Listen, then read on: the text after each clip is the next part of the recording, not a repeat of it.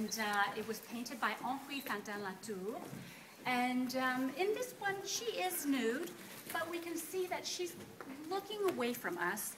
She's enveloped with these clouds. We can't really see all the details, so it lends her an air of modesty.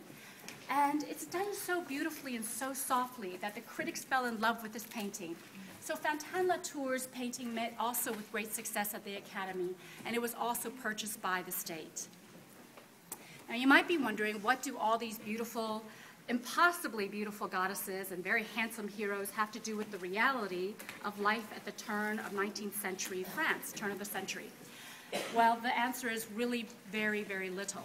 And artists started to ask themselves the same thing. They started saying, why are we painting these classical subject matters over and over again when there's a whole new world outside with all these changes that we should be capturing in reality?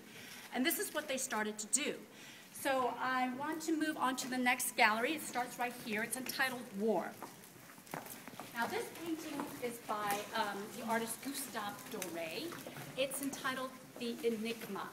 And it's done in the year 1870, 1871, which was when France was at war. It was the Franco-Prussian War, and France unfortunately lost that war.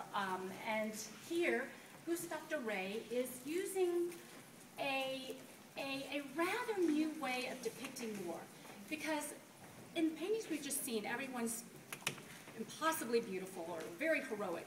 But in here, we do see that war is not something it's not glamorous. And he's done it all in black and white and gray. Gone are all the beautiful colors that we've seen earlier. But he can't quite move away from tradition completely, because even though he's showing the dead bodies, he has to still stick in a mythological subject here, which is the Sphinx. Do you see the Sphinx right here on the rock? And there is a winged woman who's beseeching the Sphinx, and basically she's saying, why? Why, are we having this war? So this is a touching painting, but we haven't quite moved away from the academic tradition.